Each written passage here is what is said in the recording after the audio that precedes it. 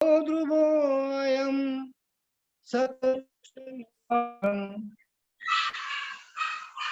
भक्ति मैया गदगद होकर बोली, नारद जी मेरे बड़े सौभाग्य मुझे मिला जो आपके दर्शन प्राप्त हुए। धन्य है नारद जी आप, आपकी जिनकी महिमा स्वयं भक्ति मैया गा रही है। जयति जगति मायां यस्य कायादवस्ते वचन रचन मेकं केवलं चाकलय्या ध्रुव ध्रुव पदम पियातो यत्कृपातो ध्रुवोऽयं सकल कुशल पात्रं ब्रह्मपुत्र नतास्मि ब्रह्मपुत्रं नतास्मि ब्रह्मपुत्रं नतास्मि। हे ब्रह्मा जी, हे ब्रह्मा जी के मानस पुत्र नारद जी, आपकी जय हो। आपके ये वचन, एक वचन पर निष्ठा करके कायादुनंदन प्रहलाद भक्ति के परमाचार्य बन गए। आपके अनुग्रह को प्राप्त करके ध्रुव जी तो 5 वर्ष में ही साक्षात भगवान को प्रकट कर गए, समर्थ हो गए इसमें प्रकट करने में, और आज ध्रुवलोक में ध्रुव तारा बन करके देदीप्यमान हो रहे हैं। बाबा मेरे बालकों पर भी कृपा करें। नारद जी बोले, माता जी आप इतनी दुखी क्यों हो रही हो?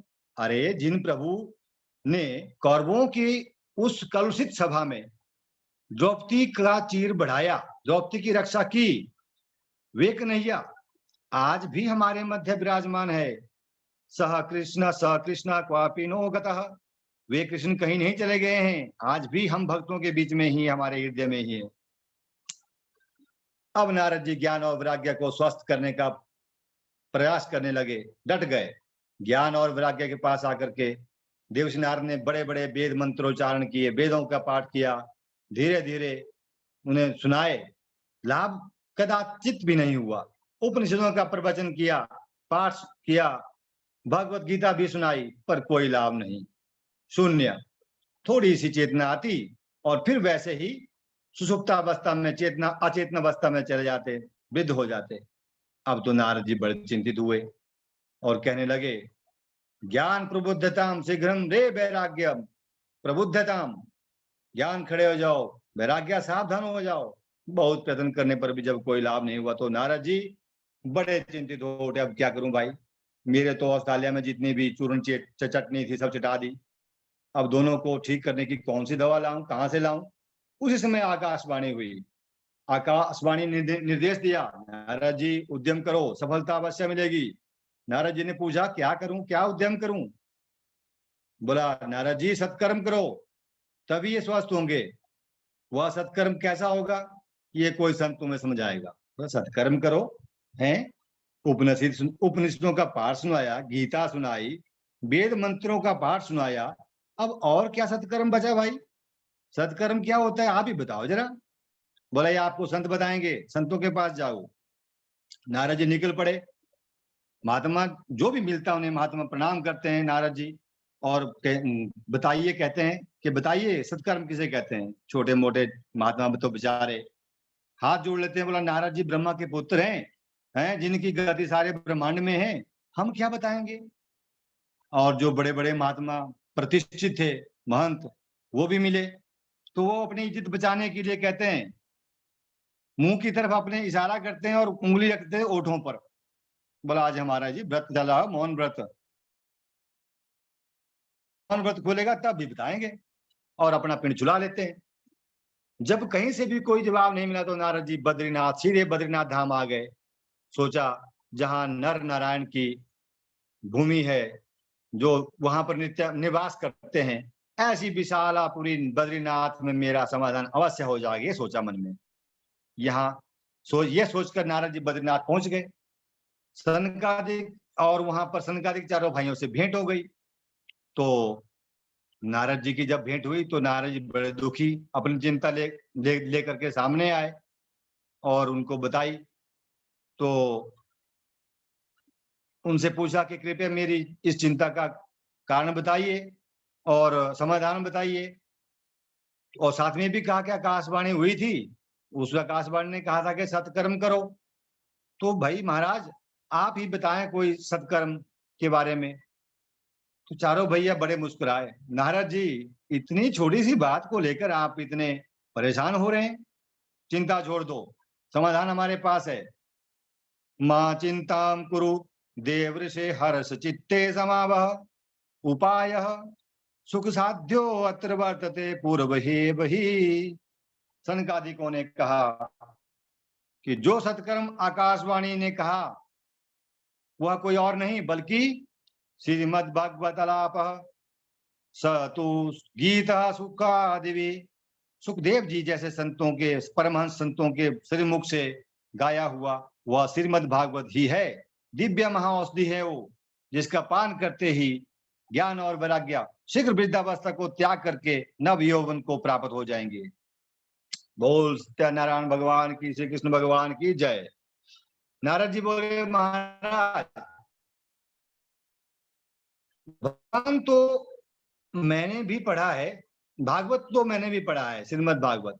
मेरे पिताजी ब्रह्मा जी ने मुझे अध्ययन करवाया था, इसलिए मैं जानता हूं कि भागवत में जो भी है, जो भी व्याख्याएं हैं, वो वैदिक सूत्रों की तो व्याख्या है। वेद वृक्ष है और भागवत उसका, श्रीमद् भागवत उसका फल। जब वेद उपनिषद मैंने सुना दिए, उनकी व्याख्या सुना दी, तो उनकी व्याख्या करने वाले श्रीमद् भागवत ग्रंथ से भला क्या हो जाएगा, क्या लाभ होगा?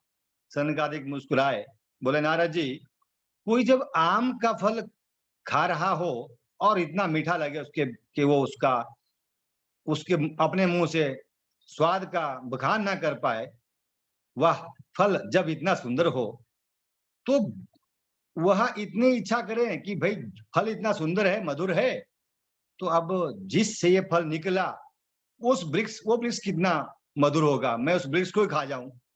तो भला कभी ऐसा हुआ है? अनेक दृष्टांत दिए, दूध का भी दिया, घी दूध का दिया, इस प्रकार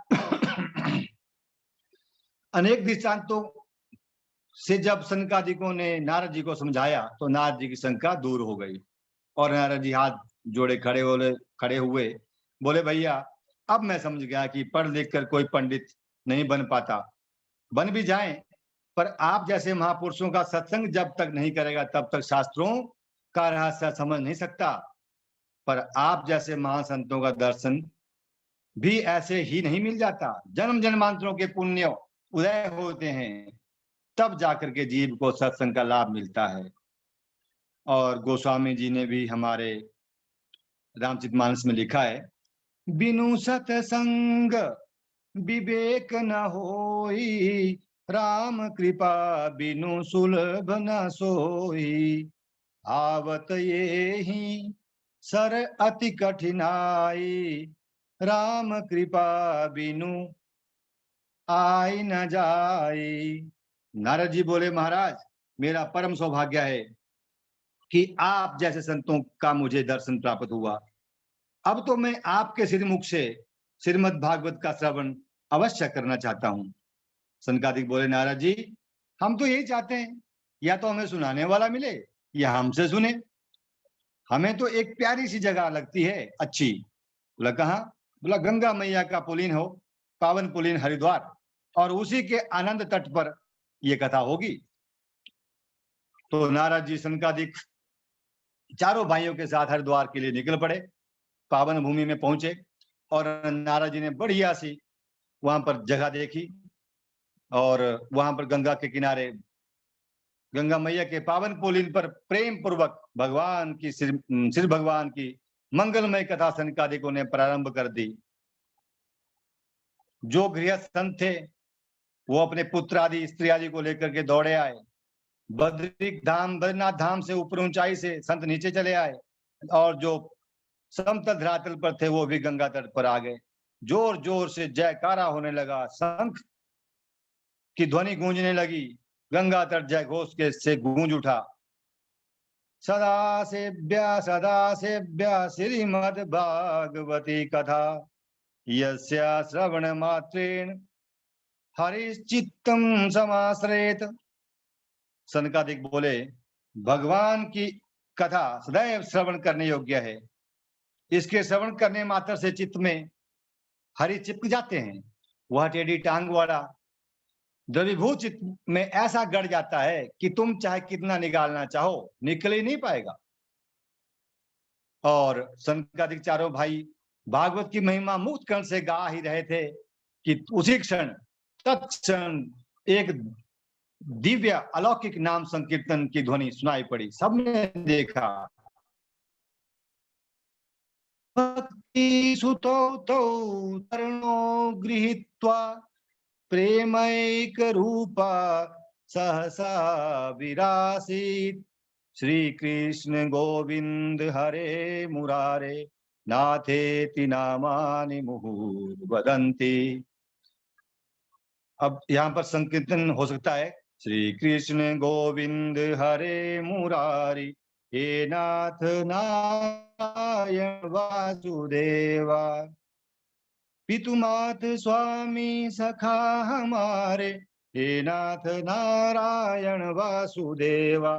श्री कृष्ण गोविंद हरे मुरारी हे नाथ नारायण वासुदेवा, हे नाथ नारायण वासुदेवा। बंदी गृह के तुम अवतारी, कहीं जन्मे कहीं पले मुरारी, किसी के जाए किसी के कहाए, है अद्भुत हर बात तिहारी, है अद्भुत हर बात तिहारी। गोकुल में चमके मथुरा के तारे, गोकुल में चमके मथुरा के तारे, नाथ नारायण वासुदेवा। श्री कृष्ण गोविंद हरे मुरारी हे नाथ नारायण वासुदेवा। इस प्रकार से भक्ति देवी कहने लगी, कथम प्रविष्टा कथमा गतेयम मध्ये मुनिनाम इति तर्कयन्तः। यह कहां से आई, यह कहां से आई? तब इन्होंने हमारे बीच प्रवेश किया। कब इन्होंने प्रवेश किया पता नहीं चला, कैसे प्रकट हो गई। सनकादिकों ने कहा, भाई जहां भगवान की मंगलमयी मधुर कथा हो रही हो, वहां पर भला भक्ति देवी कैसे दूर रह सकती है, स्वतः प्रकट हो जाती है। भक्ति मैया ने सनकादिकों को प्रणाम किया और पूछा, भगवान अहम क्वाम तिष्ठामि, महाराज मैं कहाँ बैठूं, मेरा स्थान कौन सा है?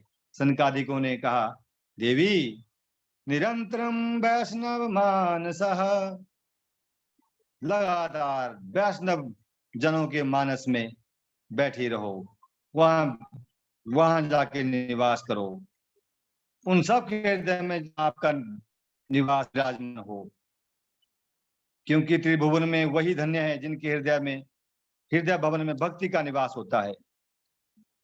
इस प्रकार से जिनके भवन में भक्ति का निवास होता हो, फिर उसे भगवान के पीछे नहीं भागना पड़ता, भगवान स्वयं उसके पीछे पीछे चले आते हैं। सकल भुवन मध्य निर्धनास्ते अपि धन्य, निवसति हृदि तेषां हरिरे भक्ति रेखा, हरिरपि निज लोकं सर्वथा तो विहाय, प्रविशति हृदि तेषां भक्ति सूत्रोपनद्ध। त्रिभुवन में वही स्थान धन्य है जिनके हृदय में भक्ति महारानी निवास करती है, क्योंकि भगवान जिस भवन में एक बार सरकार भगवान घुस जाए, फिर भक्त चाहे जितनी भी कोशिश कर ले, फिर निकलने वाले नहीं है भगवान। सूत जी महाराज जी कहते हैं, हे ऋषियों, अब देवर्षि नारद ने सनकादिकों से कहा कि भगवान हमने प्रत्यक्ष देख लिया कि श्रीमद् भागवत के श्रवण से ज्ञान और वैराग्य के साथ भक्ति किस प्रकार से परिपुष्ट होकर के नाचने लगी, नृत्य करने लगी। परंतु अब यह प्रश्न करना चाहता हूं कि श्रीमद् भागवत को सुनने से केवल ज्ञान भक्ति और वैराग्य ही परिपुष्ट होते हैं या कुछ और भी? बोला और क्या? मतलब पापियों के पाप भी प्रक्षालित हो सकते हैं? यदि ऐसा हो सकता है तो कैसे कैसे पापों का परिशोधन हो सकता है, कृपया करके बताएं। के विशुद्ध्यन्ति वदन्तु मह्यम। सनकादिक मुस्कुराते हुए बोले, नारद जी कैसे कैसे पापी तथ्य हैं, इसे जोड़ो। हम तो ये कहते हैं कि जिसने जीवन भर पाप कर्म के सिवाय अत्याचार, दुराचार, भ्रष्टाचार, पापाचार, कदाचार, पता नहीं कितने कितने चार किए हों,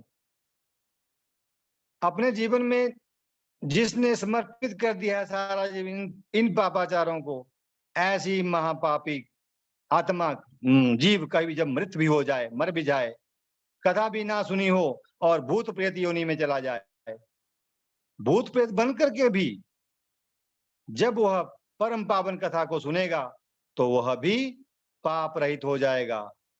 ये मानवा पाप कृतस्तु सर्वदा सदा दुराचार रता विमार्ग गरा क्रोधाग्निदग्धा कुटिलश्च कामिनी सप्ताह यज्ञेन कलो पुनन्ति ते। नारद जी बोले महाराज गजब कर दिया आपने, मजा आ गया। जीते जी जीवन की तो बात छोड़ दो, मरने के बाद भी सुनकर तर जाए, ऐसा कभी आज तक संभव नहीं हुआ है। प्रभु आपने असंभव को संभव कर दिया। बोलिए कृष्ण भगवान वासुदेव की जय। जी गुरुदेव प्रणाम। बहुत सुंदर अभी धर्मपाल जी अद्भुत प्रसंग सुनाए, बहुत ही सरल और मधुर वाणी के द्वारा। बड़ा आनंद आया सुन करके, बड़ी प्रसन्नता हुई, है ना। ऐसा वक्तव्य के पीछे इनका जो कठिन परिश्रम है वह इनके वक्तव्य से हमको दिखाई दे रहा था। बहुत अच्छा लगा कि इतना परिश्रम के द्वारा और इतनी लगन के साथ तैयारी कर रहे हैं। ऐसी तैयारी को जब सुनते हैं हम तो बड़ी प्रसन्नता होती है कि चलिए यह कार्य जो चल रहा है इसमें सफलता मिल रही है। बहुत बढ़िया, ऐसे ही प्रसंग आप उत्तरोत्तर बढ़िया से और बढ़ करके अच्छा से सुनाते रहें, यही हमारी तरफ से शुभकामनाएं हैं, मंगल कामनाएं हैं आपको।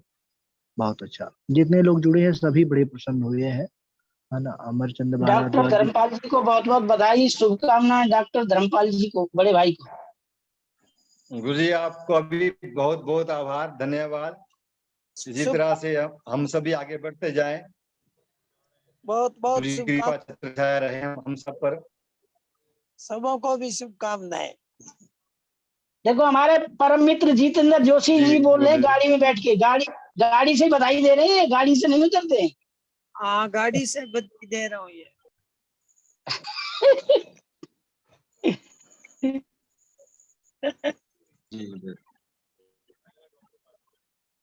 परम कोटि धन्यवाद।